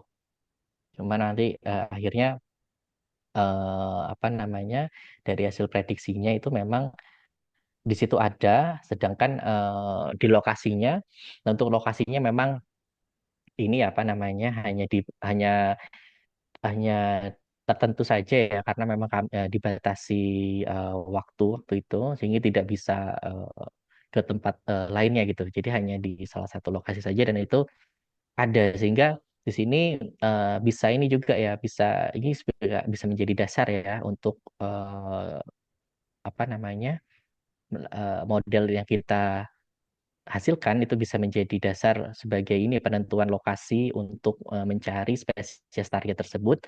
Tapi ya tadi ya asalkan itu tadi apa lokasi yang dimaksud apa hasil modelnya itu memang make sense ya dengan kondisi atau habitat yang memang eh, dibutuhkan oleh spesies target yang gitu. Jadi kita harus tahu juga ya apa mempelajari gitu data target kita tuh kondisinya itu seperti apa. Jadi ketika itu memang kondisinya itu memang ini apa namanya waktu itu kan hasil model pemodelingnya itu yang paling tinggi itu salah satunya dari elevation ketinggian gitu dan itu memang sangat mempengaruhi sekali. Dan ketinggiannya waktu itu sekitar apa 1.000 sampai 2.000 gitu. Nah, kita langsung targetnya di situ karena sesuai dengan habitat suitability-nya. Sehingga ketika di lapangan, di lokasi tersebut, nah itu memang ini apa namanya Nepenthes-nya tersebut itu ada di situ seperti itu. Jadi bisa Pak apa namanya untuk model dari Maxen ini seperti itu. Nah, terus kemudian untuk komunitas. Nah, sebenarnya sangat ini ya, sangat apa namanya sangat berpeluang sekali sebenarnya untuk melakukan studi permodelan mengenai komunitas suatu tumbuhan. Dan di sini kalau misalkan ada sih beberapa paper-paper yang memang untuk yang saat ini itu sudah berkembang ya dari awalnya itu individu menjadi suatu komunitas. Cuma memang kalau memang ada ini ya apa namanya masing-masing apa permodelan eh, permodelan yang akan digunakan algoritmanya itu memang memiliki ini ya apa namanya parameter yang beragam gitu. Kalau misalkan yang Maxen sendiri itu kan dia memang bisa ya untuk apa nah, hanya menggunakan data desain saja data apa namanya data akurat saja ya kehadiran saja gitu tanpa adanya data ketidakhadiran. Eh, tapi itu tadi batasannya kalau sejauh ini yang Maxen itu hanya single spesies ya, belum multi spesies. Kalau multi spesies itu mungkin ada cara lain karena saya sempat ini kebetulan pernah ya sempat diskusi ya dengan salah satu riset dari Q. Dia itu kalau tidak salah itu penelitiannya tentang apa itu ya? eh, Tentang Palen atau kelompok tumbuhan tuh di ini, tapi dia memprediksi di area Sulawesi waktu itu, Pak. Hmm. Jadi dia ya beliau itu ini bisa memodelkan multispesies gitu. Tapi waktu itu karena terbatas ya, jadi masih belum belum diskusi secara lebih lanjut gitu. Tapi memungkinkan sih untuk memodelkan untuk multispesies gitu. Nah, untuk community sendiri atau komunitas itu juga ada. Ini coba saya cari juga ini beberapa paper-paper, malah paper-paper baru ini juga ini apa namanya ada nih yang sudah melakukan modeling plan community dynamics-nya in changing forest gitu juga bisa. Jadi gitu. Jadi kemungkinan memang bisa asalkan itu tadi ya kita tahu algoritma yang tepat itu apa dan juga parameter yang digunakan itu juga ini ya tepat dan juga hasil juga itu hasil evaluasinya meskipun misalkan belum tentu nilai kayak tadi ya misalnya Maxen dengan Maxen kita menggunakan parameternya itu nilai dari AUC atau area under cover tadi itu dia tuh tidak ini belum tentu misalkan oh nilainya 0,9 sekian gitu karena kita harus cek lagi gitu kan evaluasi kembali dari hasil modelingnya ini gitu apakah memang dia itu dengan prediksinya tinggi gitu dan itu apakah memang ini make sense gitu dengan realitanya kayak gitu atau jangan-jangan kita eh, ini dia itu hasilnya overrate gitu aja atau dia terlalu over ini ya memprediksinya gitu sehingga ketika terlalu tinggi itu juga nanti ya istilahnya itu akan ini tidak percaya juga harus ini juga ini apakah benar nih permodelan itu makanya harus di cross check kembali harus dibedah lagi ininya hasil permodelannya itu khususnya yang di area dengan tingkat kesesuaian paling tinggi itu dicek itu ininya mungkin misalkan tadi dengan adanya ketinggian kita layover dengan ini Pak tutupan lahan misalkan oh ternyata tinggi itu ini dia itu pemukiman itu kan nggak make sense gitu ya. Nah, misalkan dengan oh berarti itu harus di ini berarti kan permodelan itu nggak maksimal gitu. Dia ada ini ya ada kesalahan di situ. Karena masa dengan di lokasi yang pemukiman itu bisa highly suitable gitu kan itu. Dan juga misalkan di ketinggian tertentu gitu. Misalkan oh ternyata dari sepanjang recordnya itu hanya di datar rendah gitu. Sedangkan ini prediksinya di dataran tinggi gitu. Nah, itu kan ada dua pertanyaan gitu. Apakah memang bisa salah, bisa jadi benar. Cuma kemungkinan dari hasil mungkin studi dahulu rekamannya itu oh ternyata yang paling harusnya itu di dataran rendah nih ininya gitu. Nah, itu kan ini juga ya itu seberapa ini make sense hasil dari modelingnya. Tapi kalau sejauh ini itu bisa Pak dilakukan karena di sini ada beberapa paper juga sudah melakukan modeling untuk komunitas tumbuhan. Jadi dari dinamikanya itu dari pergantian perubahan hutan lahan itu juga sudah ada ini ya beberapa paper yang meneliti dan juga untuk pengalaman dari seberapa akurat sih dari Mas itu sudah pernah ini kami buktikan sendiri ya dengan itu tadi ya di studi yang Nepenthes gitu. Tapi kebetulan masih ini belum dipublikasikan sehingga masih kami belum bisa menyebutkan spesiesnya apa. Tapi di Indonesia itu Nepenthes. Seperti itu semoga Ya, bisa menjawab Pak iya, Musaid. makasih Mas Eroga. Iya, terima kasih. Iya, baik. Terima kasih kepada Pak Elga untuk tanggapannya. Nah, mungkin kita akan beranjak ke pertanyaan kedua nih, Pak. Di sini udah ada raise hand dari Pak Al Basri. Silakan Pak Al Basri untuk mengajukan pertanyaannya. Baik, terima kasih Pak Elga. Makasih Mbak Wulan. Uh, saya Albasri Pak. Saya kebetulan juga masih baru dengan Maxen ya. Jadi kalau saya lihat tadi yang disampaikan, saya kira menarik sekali dan saya tadi langsung coba download artikelnya dan saya lihat menarik sekali. Nah, mungkin ini saya agak bertanya ke teknis Pak ya. Maaf ini karena ketidakpahaman saya. Jadi yang pertama itu kan sebetulnya saya lihat tadi penjelasannya bahwa ini hanya menggunakan data occurrence ya. Nah, kalau saya lihat tadi kan saya hitung dari berapa data occurrence yang diambil itu kurang lebih sekitar 74 titik lah kira-kira. Nah, itu kemudian memprediksi satu pulau Sumatera. Nah, kira-kira ini yang pertama Pak, seberapa banyak titik yang dipersyaratkan itu kemudian bisa menjalankan model ini. Itu yang pertama. Kemudian yang kedua, kalau saya lihat tadi kan beberapa lokasi sebaran itu salah satunya sebagian besar itu diambil adalah di kawasan konservasi, tapi setelah dibuat modelnya ternyata memang berpotensi juga di luar kawasan konservasi, termasuk mungkin beberapa wilayah juga di mungkin juga di gambut ya, itu juga mungkin bisa jadi masuk.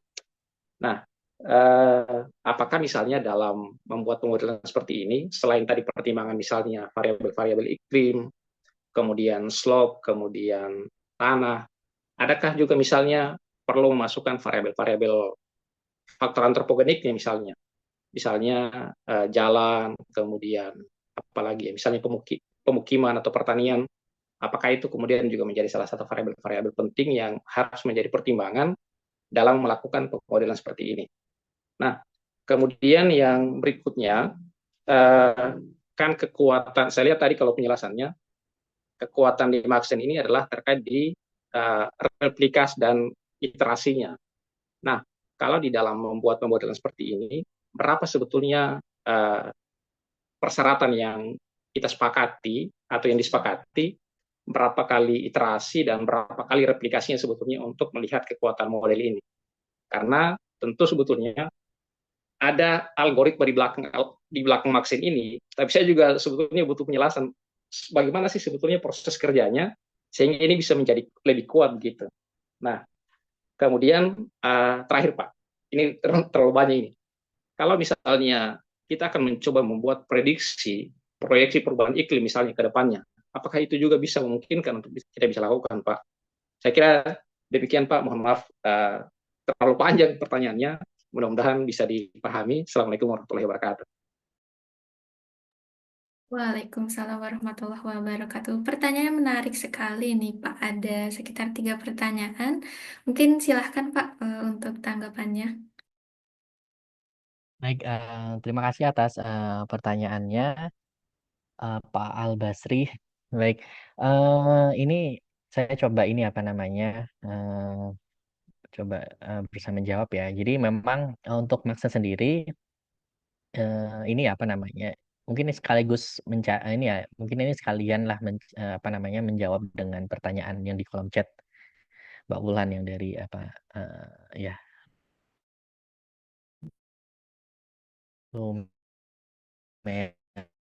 itu ya, ya, ya. Ini ada karena ada untuk permodelan itu memang ini ya semua tergantung pada input data dan apa input data dan juga dari algoritma yang setting algoritma yang ini ya yang kita gunakan seperti itu. Nah, untuk yang studi kali ini kan kita fokuskan pada Maxen. Jadi untuk yang seberapa besar sih sebarannya seperti itu ya. Jadi memang ini ya sebaran itu yaitu tadi tergantung dari data yang ini ya. Pertama, kalau data accuracy-nya itu memang terbatas, itu juga akan ini ya apa namanya membatasi dari akan mempengaruhi dari maksennya tadi. Nah, itu berapa minimalnya? Nah, kalau sejauh ini yang pernah dilakukan itu adalah minimal 3 ya. Kalau di bawah itu sudah nggak bisa gitu. Nggak bisa running ini ya, apa untuk maksen ya gitu. Jadi minimalnya itu 3. Nah, kemudian untuk teknisnya gimana? Apa namanya dari maksen ini gitu kan. Nah, jadi kalau Jadi seperti ini, mungkin saya bisa file lain dulu Mbak ya, biar agar ini. Bentar.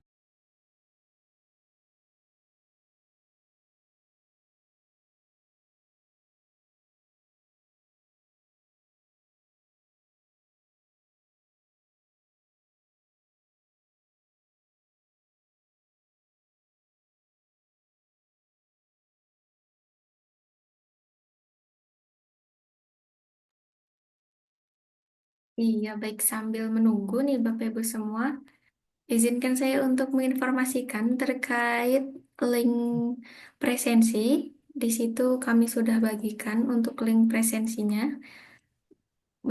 Dimohon kepada Bapak Ibu dan rekan-rekan berkenan untuk mengisi link presensi tersebut. Oke. Ini apa sudah terlihat ya, Mbak? Iya, sudah terlihat, Pak. Oke, ya. Jadi gini, jadi kan apa namanya untuk proses permodelannya itu kan kayak gini ya. Jadi misalkan ini apa namanya, kan kita kan ada beberapa ini ya macam apa dari permodelan itu. Jadi misalkan ini yang kalau ada contoh ininya ya, misalkan ada suatu area tertentu, kemudian ini ada beberapa titik lokasi yang pernah ditemukan, kemudian di sini ada apa namanya ada suatu wilayah memang itu populasinya, kemudian ada apa namanya ini ada juga yang misalkan terarsir warna abu-abu, ini adalah yang ini ya apa namanya yang memang kondisi lingkungannya itu apa sama. Sedangkan di sini tuh juga dia berpotensi akan tetapi tidak ini ya apa namanya belum ada temuan itu yang A. Nah, sedangkan yang B ini memang tidak ada ini ya apa belum ada temuan di situ. Kemudian ini akan ini apa namanya dari data-data tersebut dari data apa layernya sebentar itu akan ini. Nah, ini jadi dia akan melakukan apa ya istilahnya projection ya. Jadi kan itu kan masing-masing ini ya, apa namanya parameter itu kan akan di ini kan di apa namanya ditumpuk gitu ya. Kan di lapis-lapis ya layer gitu ya.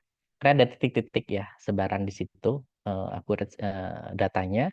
Nah, kemudian ini akan di ini akan diambil gitu. Oh, untuk yang data misalkan data curah hujan di titik itu tuh berapa?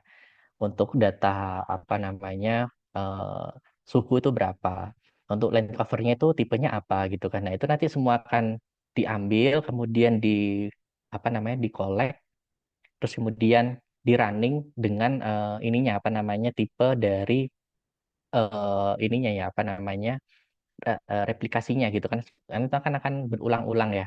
Nah karena memang untuk mesin ini ini apa namanya untuk default ya kita untuk defaultnya itu sendiri untuk jenis tipe replikasinya itu kan ada tiga kan ada tiga replikasi ada cross validation bootstrap dan juga subsamples.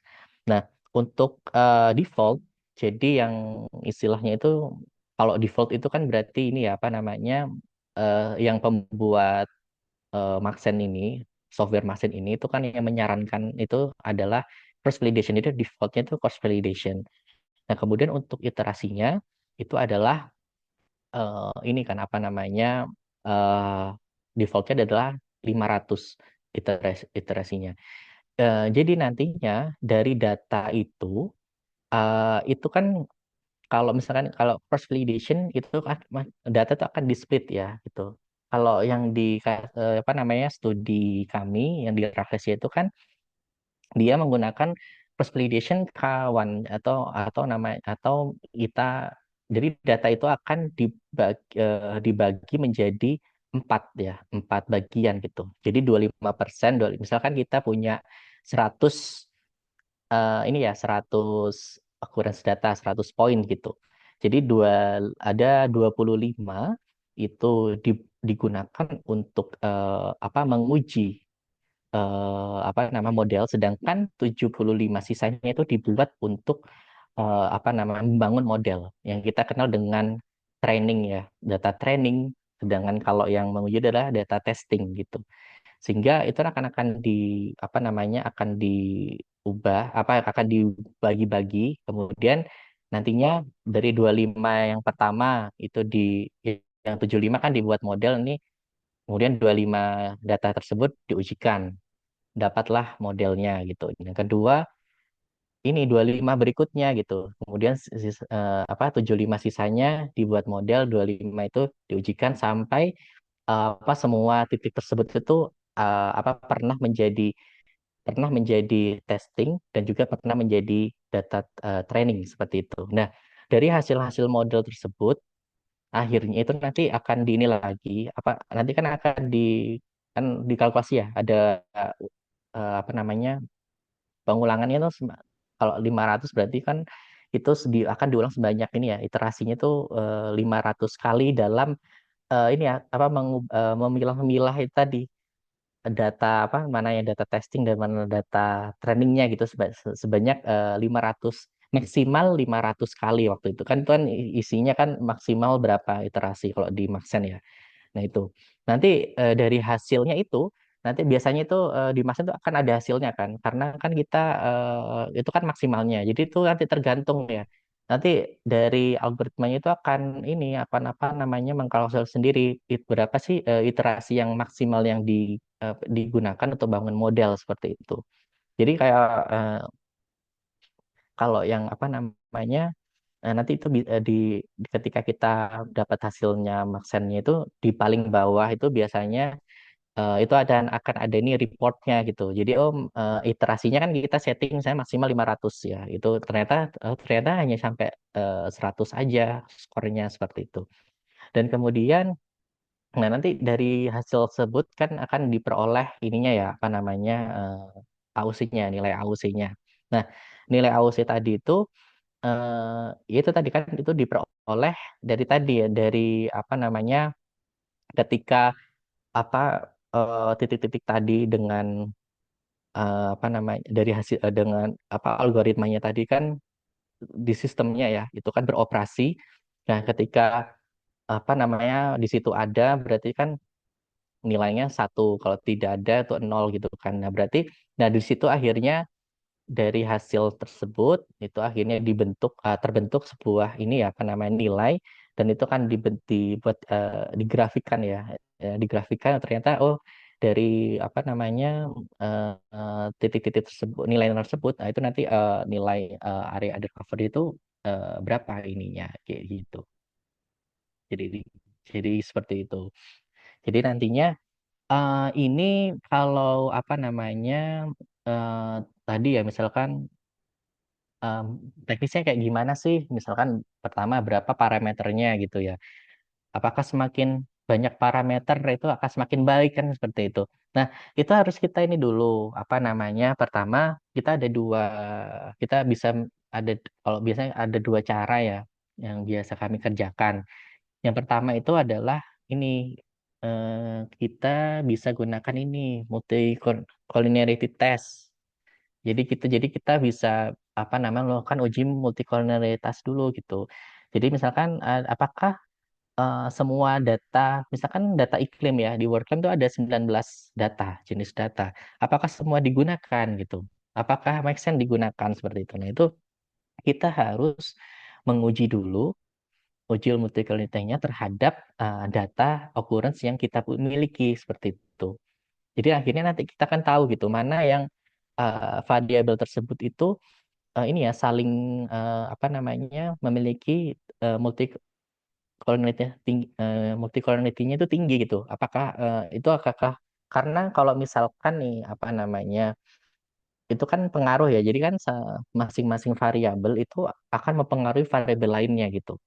Jadi ketika dia memiliki nilai apa multicollinearity-nya tinggi, itu akan mempengaruhi modelan. Dia akan tarik menarik gitu. Ini sebenarnya eh, ini kan pengaruhnya sama-sama tinggi nih dua variabel ini nih. Jadi itu saling, saling tarik menarik ketika misalkan apa namanya dia apa kontradiktif gitu ya. Satunya apa namanya misalkan dia kontradiktif, datanya itu akan ini apa namanya akan di modelnya itu akan bias akhirnya gitu. Mau ikut yang mana gitu, mau ikut yang variabel A atau variabel B yang lebih penting gitu. Jadi sehingga kita bisa melakukan ini dulu uji multi-collinearity ini. Jadi nanti kita cek itu mana, kita kasih thresholdnya berapa nih, apa namanya nilainya gitu. Misalkan nilai yang digunakan misalkan 0,7 ya thresholdnya. Berarti yang eh, apa ya nilai 0,7 ke atas itu kan berarti dia memiliki apa collinearity-nya itu tinggi gitu. Nah, itu yang kita bisa tidak kita eliminasi gitu. Jadi kita gunakan variabel-variabel yang apa namanya dengan yang tidak saling multivariansinya itu rendah antar variabelnya seperti itu. Jadi kita itu berdasarkan data yang kita miliki atau titik koordinat yang kita miliki seperti itu. Nah, cuma memang apa namanya kadang ketika kita melakukan uji multikolonialitas itu ini ada beberapa parameter yang sebenarnya itu ini ya variabelnya itu sangat penting, sangat berpengaruh sekali dengan apa namanya spesies tersebut yang akan kita modelkan gitu kan. Ya, kadang itu terjadi gitu kan. Wah, ini tinggi nih akhirnya kalau mau dibuang, wah ini padahal itu penting gitu. Nah, itu kembali lagi gitu ya apa namanya kita bisa tetap mempertahankan dengan alasan yang logis ya misalkan memang itu variabel tersebut atau parameter tersebut itu sangat ini ya sangat berpengaruhi dari habitat dari spesies tersebut seperti itu jadi eh, kadang kita bisa menggunakannya untuk membantu namun ketika ada variabel-variabel yang nantinya apa ya yang itu akhirnya padahal penting justru yang hilang harus dihilangkan itu kita tetap bisa menggunakan itu tadi dengan apa dengan itu ya dengan asumsi atau kita harus punya apa nama argumen yang kuat kenapa kita mempertahankan apa parameter tersebut untuk dijadikan suatu apa salah satu variabel dalam atau prediktor dalam membangun model di Maxent seperti itu. Jadi seperti itu. Jadi itu tadi ya. Jadi nah ini kalau misalkan apa yang cross validation kan ini kan. Jadi misalkan ada pembagian yang data testing, dan data training, jadi nanti akan apa namanya ada pembagian mana yang jadi tes, mana yang jadi training. Akhirnya nanti eh, apa namanya dibuat. Akhirnya dapatlah nilai ya apa namanya dari AOC-nya itu. Nah, kemudian kalau bertanya apakah mana yang bagus replikasinya berapa iterasinya siapa apa itu ya itu tergantung ini ya apa namanya kita dalam apa untuk penelitinya ya. Karena dari pengalaman sih memang membangun apa ya sebuah model itu nggak sekali running gitu ya. Karena kita tetap ya kita evaluasi gitu kan. Kita evaluasi dari parameternya, terus kemudian misalkan replikasinya mau kita berapa kali, misalkan 100 kali, 200 kali, atau misalkan hanya 10 kali seperti itu. Nah, itu kita bisa lihat ininya, apa namanya, sebenarnya bisa lihat dari hasilnya. Kan kalau nanti kan di Maxen itu akan ada dapat ini ya, Maxen result dalam bentuk CSV atau Excel gitu kan. Nanti itu ada ini apa rata-rata ulangannya gitu kan. Rata-ratanya itu ternyata 100 misalkan 100 kali itu ini ya apa namanya nggak jauh beda nih hasil ausnya dengan yang 10 kali gitu. Jadi ngapain kita sampai 100 kali gitu jadi jadi kita bisa ini ya bisa cek bisa cari gitu ya mana batasan berapa sih ulangannya tuh yang sudah stasioner, yang sudah apa namanya, istilahnya dapat AUC-nya itu sudah stabil, itu mungkin tuh jadi batasan gitu. Jadi kadang kami juga pernah juga melakukan itu sih dengan beberapa jenis replikasi itu mana dengan nilai ketika nilai AUC-nya sudah stasioner, nah nanti ya kita ini aja kita cari apa namanya titik stasionernya di mana itu berarti sebagai patokan untuk membuat ini ya menentukan replikasinya. Nah, kemudian kalau yang apa namanya hmm, background points sih ya itu juga mempengaruhi ya. Jadi sejauh ini kalau di Maxen karena kan Maxen hanya data present aja ya occurrence aja. Sedangkan dalam apa namanya memodelkan itu tetap butuh data absence. selain data presence. Karena kalau kita apa ya istilahnya mengatakan ini ada pasti ada yang tidak ada kan seperti itu. Karena kan biner ya, nilainya kan biner. Satu ada, nol tidak ada gitu kan.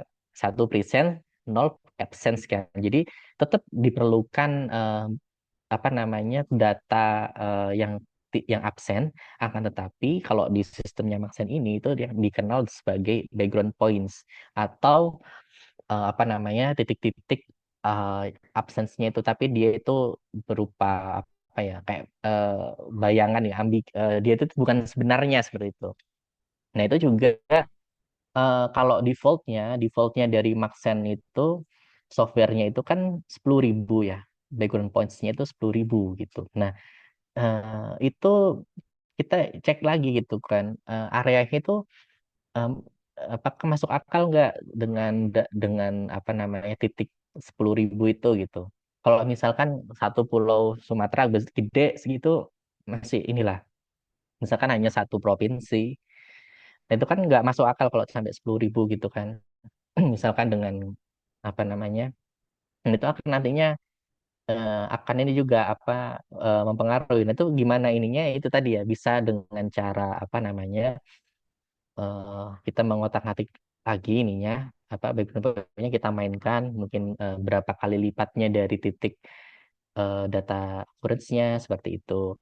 Nah, nanti bisa dicek apa ininya apa dibuat grafik ininya ya apakah sudah ketika sudah stasioner nah ausinya itu yang berarti batasannya di situ gitu. Itu bisa ini sih apa namanya sebagai apa salah satu cara ya untuk apa menentukan apa namanya settingan mana nih parameter mana aja ya yang diinikan ya, yang kita tentukan seperti itu. Terus apa lagi ya? Mungkin ada yang belum terjawab kah? Saya kira sebagian besar tadi sudah, Pak. Apalagi tadi. Ya gimana Pak?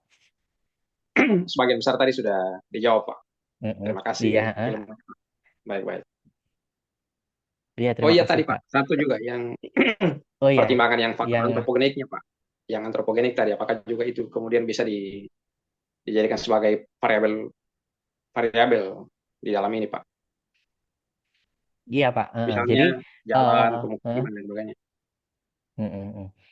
Iya, tadi itu tadi apa sebenarnya variabel yang kita punya sejauh itu kita bisa apa namanya ini ya apa mempersiapkan variabel-variabel tersebut memang ketika itu memang ada dirasa mempengaruhi ya itu bisa bisa kita gunakan tapi ya tadi apa namanya sebaiknya biasanya disarankan tuh menggunakan itu ya kita uji multikolonitasnya dulu gitu khawatirnya terlalu banyak variabel itu malah ini apa namanya istilahnya dari sekian banyak variabel ternyata multikulturnya tinggi semua gitu ya. Rata-rata tinggi ternyata hanya sebagian kecil gitu. Dan sehingga apa namanya hanya ya nggak terlalu apa ya, mungkin cukup beberapa variabel penting saja yang bisa dibuat untuk permodelan gitu.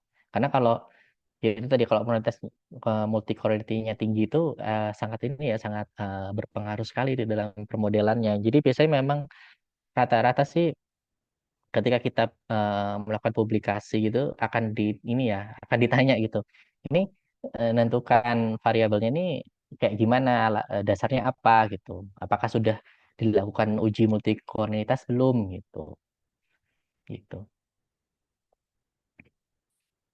Baik, terima kasih, Pak.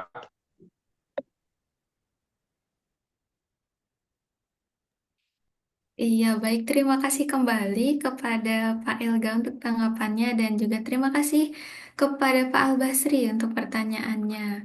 Nah, mungkin satu pertanyaan lagi nih, Pak. Di sini dari Bu Meli ada satu pertanyaan yang kiranya eh, belum terangkum seperti itu ya. Mungkin boleh dibantu dengan tim Tropiosa. Nah, ini dia Bapak untuk pertanyaannya. Mungkin untuk pertanyaan nomor pertama itu sudah terjawab di pertanyaan sebelumnya. Dan untuk pertanyaan kedua, Pak, bagaimana cara kita menentukan parameter-parameter yang akan digunakan untuk permodelan? Apakah faktor jarak dari sumber atau air atau jarak dari ancaman seperti faktor manusia juga dapat dimasukkan dalam proses pemodelan? Seperti itu, Pak. Ini dari Ibu Lumeli. Ya, baik. Terima kasih atas pertanyaannya. Oh ya, terkait itu ya, ya memang ada sih apa namanya, ada beberapa data juga ya terkait sumber air ya. Itu juga biasanya bisa menjadi ini ya salah satu parameter ya untuk diinput dalam proses ininya apa namanya permodel membangun sebuah model seperti itu.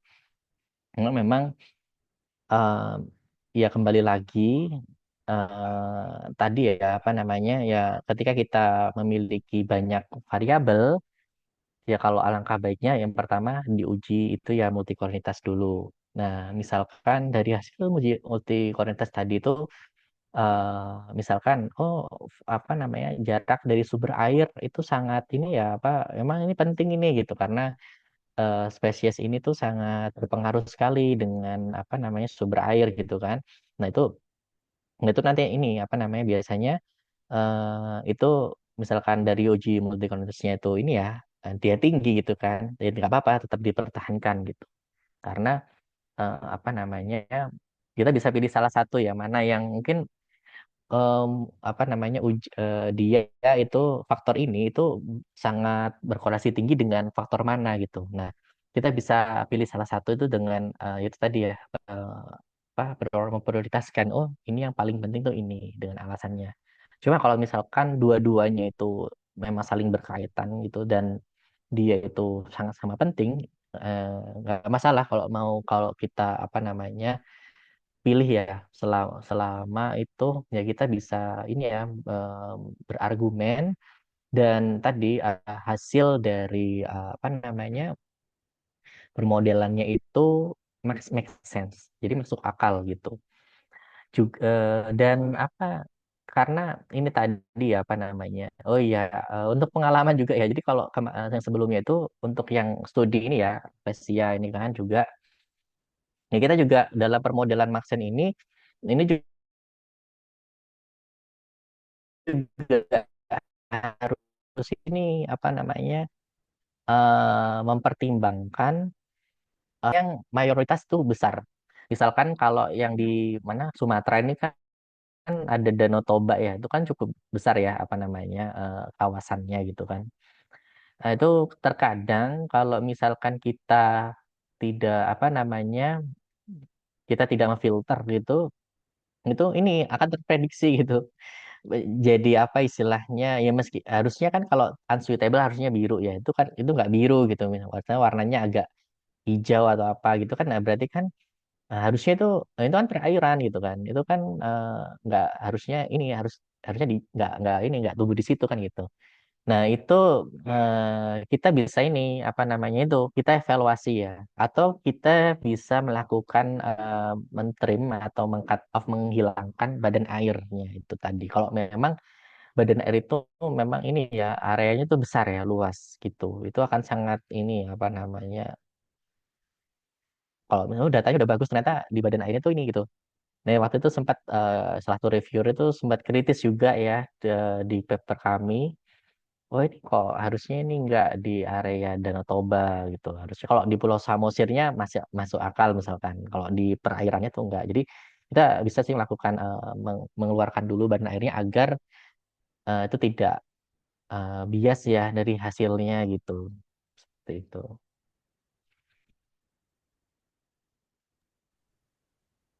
Baik, terima kasih banyak kepada Pak Elga untuk tanggapannya terkait pertanyaan dari Bu Lumeli. Baik Bapak Ibu, karena waktu sudah menunjukkan mendekati pukul 9, oleh karenanya untuk sesi diskusi dicukupkan. Alhamdulillah untuk sesi diskusi webinar pada malam hari ini berjalan dengan lancar. Kami ucapkan terima kasih kepada narasumber kami, Bapak Elga Renjana, karena telah berbagi ilmu dan pengetahuan yang sangat menarik. Dan tadi kita sudah sama-sama menyimak terkait pembahasan pemodelan Rafflesia Arnoldi dengan tiga inangnya ya Bapak Ibu semua, yang mana dimodelkan dengan beberapa variabel seperti bioiklim, kemudian data tanah, topografi, dan tutupan lahan, yang mana hasilnya kita sama-sama mengetahui bahwa habitat yang sesuai untuk Rafflesia arnoldi berdasarkan tanaman inangnya ini diprediksi sebagian besar berada di luar kawasan konservasi. Adapun habitat yang sangat sesuai juga untuk Rafflesia arnoldi ada 46 kawasan konservasi yang sangat sesuai. Untuk Rafflesia arnoldi tadi dengan inangnya cenderung terkonsentrasi di sebagian besar bagian barat Sumatera di sepanjang pegunungan Bukit Barisan. Nah, selanjutnya kami ucapkan juga terima kasih kepada Bapak Ibu yang telah bersedia hadir dan meluangkan waktunya di webinar kami. Terima kasih atas kehadiran Bapak Ibu semua, sebuah kehormatan bagi kami dan juga terima kasih untuk antusiasnya pada diskusi pada malam hari ini. Silahkan jika Bapak Ibu berkenan untuk tetap bergabung di grup WhatsApp yang telah dibuat untuk update info free webinar pada bulan Oktober dan juga pelatihan-pelatihan yang akan Tropiosa adakan. Namun, jika Bapak Ibu tidak berkenan, Bapak Ibu juga boleh untuk leave. Insya Allah, untuk webinar bulan depan itu akan membahas terkait teknologi remote sensing nih Bapak Ibu semua. Adapun sertifikat akan dikirimkan melalui email Bapak Ibu semua. Akhir kata, saya Wulan Muktiana mewakili tim Tropiosa pamit undur diri. Mohon maaf apabila terdapat kesalahan baik perilaku maupun kata yang kurang berkenan di hati Bapak Ibu semua. Sampai jumpa kembali di webinar-webinar selanjutnya. Selamat malam. Wassalamualaikum warahmatullahi wabarakatuh.